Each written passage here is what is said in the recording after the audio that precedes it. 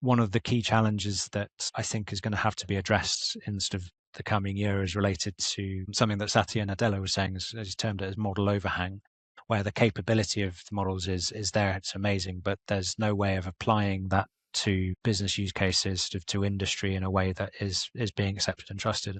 The closing that gap is going to be key, and the providers and sort of the frameworks and the builders of the tools that actually allow that gap to be closed are going to be a key part in sort of doing that in the coming years. So I think there's this, it's almost like a post-hype period sort of entering, where sort of we're getting down to the nitty-gritty of, right, how do we make this fit into our economies, into our businesses, into our daily working lives? And so I think that's going to be a key trend that's going to be coming up. On that though, I think the last one that I would flag as something just to keep an eye on though is related to where AI is doing well. So for instance, like vibe coding tools are really useful tools. They've improved a lot in the last 12, 24 months. But the challenge there is still a gap between sort of what you can do with vibe coding and how you can industrialize what's come through them. But it's kind of hollowing out this part of the market where you'd usually have junior engineers coming in, junior developers. And so how do we, as we adopt these systems, still encourage sort of the next workforce that's coming in and sort of allow that to happen? So I think there's going to be kind of a